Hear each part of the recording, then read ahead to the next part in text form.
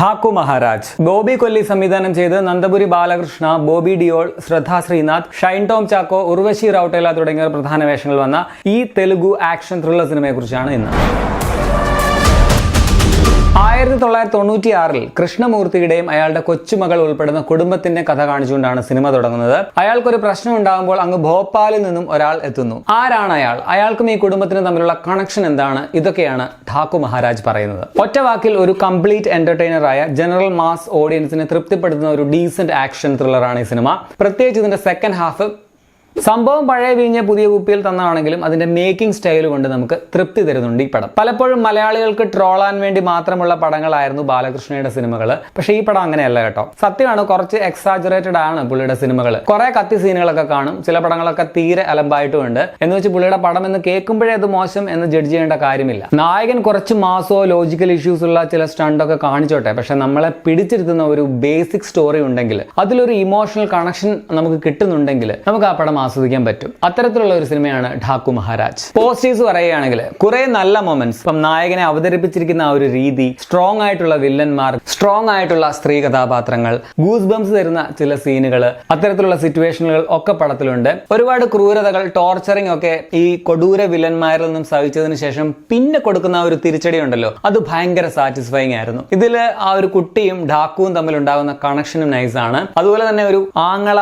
പെങ്ങൾ ബന്ധം, അത് ഈ പടത്തിൽ വളരെ ഗ്രാജുവൽ ആയിട്ട് പയ്യെ ഉണ്ടായി പടം തീരാറാകുമ്പോൾ അത് വളരെ സ്ട്രോങ് ആയിട്ട് വരുന്നുണ്ട്. അത് വളരെ ബ്യൂട്ടിഫുൾ ആയിരുന്നു. സോ ഇമോഷണലി കണക്ട് ആക്കാൻ പറ്റുന്നുണ്ടെന്നുള്ളതും പടത്തിന്റെ വലിയ പോസിറ്റീവ് ആണ്. പിന്നെ ഇതിലൊരു മെയിൻ ഫീമെയിൽ ക്യാരക്ടറിനെ വെച്ച് ഒരു കൺഫ്യൂഷൻ സൃഷ്ടിച്ചിട്ടുണ്ട്, ഒരു ഗസ് ഗെയിം പോലെ.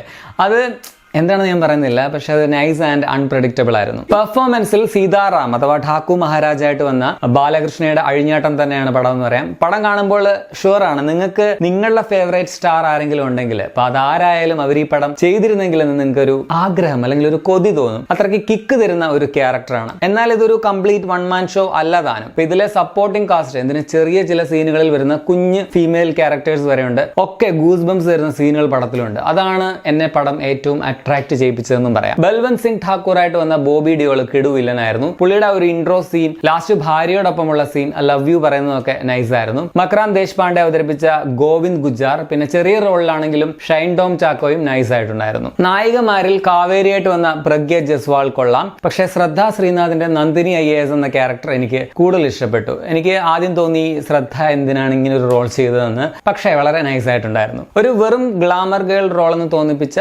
ഉർവശി റൌട്ടേല പോലും ചില സീനുകളിൽ, പ്രത്യേകിച്ച് ആക്ഷൻ ഭാഗങ്ങളിലൊക്കെ നന്നായിട്ടുണ്ടായിരുന്നു. ചുരുക്കത്തിൽ ഇതിലെ സ്ത്രീ കഥാപാത്രങ്ങളൊന്നും ചുമ്മാ നോക്കുകുത്തികളല്ല എന്നുള്ളത് വലിയ പോസിറ്റീവാണ്. സച്ചിൻ ഖേദേക്കർ, ചാന്ദിനി ചൗധരി, പ്രവീണ, അങ്ങനെ ഒരു വമ്പൻ താരനിര തന്നെ പടത്തിലുണ്ട്. പതിവ് ശൈലിയിൽ നിന്നും ഡിഫറന്റ് ആയിട്ട് തമൻ ചെയ്ത BGM പടത്തെ വല്ലാതെ ഇലവേറ്റ് ചെയ്യുന്നുണ്ട്. വിജയ് കാർത്തികിന്റെ ക്യാമറ, റൂബൻ നിരഞ്ജൻ ടീമിന്റെ എഡിറ്റിംഗും കൊള്ളാം. ഇനി നെഗറ്റീവ്സ് പറഞ്ഞാൽ, സാധാരണ ഇത്തരത്തിലുള്ള എല്ലാ മാസ് ഹീറോ പടങ്ങളിലുമുള്ള ക്ലീഷേകൾ ഈ സിനിമയിലും ഉണ്ട്. ചില കത്തി സീനുകളുണ്ട്, ചിലയിടങ്ങളിൽ ആക്ടിങ് കുറച്ച് ഓവറായിട്ട് ഫീൽ ചെയ്യുന്നുണ്ട്. അങ്ങനെ പല സ്ഥിരം എലമെന്റ്സും ഉണ്ട്. പക്ഷെ ഇതുപോലൊക്കെ തന്നെ കാണിച്ച് കഴിഞ്ഞ വർഷം വളരെ കൊട്ടിഘോഷിച്ചു വന്ന ഇപ്പോ ഇന്ത്യൻ 2, കങ്കുവ, ഗോട്ട്, പുഷ്പ 2 ഒക്കെ പോലെയുള്ള പടങ്ങളെക്കാൾ ബെറ്റർ ആൻഡ് സാറ്റിസ്ഫൈങ് ആയിട്ടുള്ള ഒരു സ്ക്രിപ്റ്റ് ആൻഡ് മേക്കിംഗ് ആണ് ഈ പടത്തിനുള്ളത്. പിന്നെ സിനിമയുടെ ലെങ്തും കുറച്ച് കൂടുതലാണ്. ചില പാട്ടൊക്കെ വേണമെങ്കിൽ കുറച്ച് ട്രിം ചെയ്യാമായിരുന്നു എന്ന് തോന്നി. സോ ഇതൊക്കെയാണെങ്കിലും അതിഗംഭീരം മസ്റ്റ് വാച്ച് മാസ്റ്റർ പീസ് അങ്ങനെയൊന്നും അല്ല ഞാൻ പറയുന്നത്. ഒരു പക്ക കൊമേഴ്ഷ്യൽ പടമാണ്. മാസ് ഓഡിയൻസിന് വേണ്ടി ഒരു മാസ് ഹീറോയുടെ സിനിമ തന്നെയാണ്. പക്ഷെ നല്ലൊരു സ്ക്രിപ്റ്റ്, ഇമോഷണൽ കണക്ഷൻ, നല്ല സപ്പോർട്ടിംഗ് ക്യാരക്ടേഴ്സ്, സ്ട്രോങ് ആയിട്ടുള്ള ഫീമെയിൽ ക്യാരക്ടേഴ്സ്, വില്ലന്മാർ, ഇതൊക്കെ കൊണ്ട് ഠാക്കു മഹാരാജ് തൃപ്തി നൽകുന്ന ഒരു സിനിമ തന്നെയാണ്. പേഴ്സണലി ഞാൻ നന്നായിട്ട് എൻജോയ് ചെയ്ത് തന്നെയാണ് ഈ പടം കണ്ടത്. പടം നെറ്റ്ഫ്ലിക്സിൽ അവൈലബിൾ ആണ്. 2 മണിക്കൂർ 28 മിനിറ്റ് ആണ് സിനിമയുടെ റൺ ടൈം. തെലുങ്കിനോടൊപ്പം തന്നെ തമിഴ്, മലയാളം ഡബ്ബിങ്ങും അവൈലബിൾ ആണ്. അപ്പോൾ നിങ്ങൾ ഈ പടം കണ്ടിട്ടുള്ളവരാണ്, നിങ്ങളുടെ അഭിപ്രായം കമന്റിൽ രേഖപ്പെടുത്തുമല്ലോ. ശരി.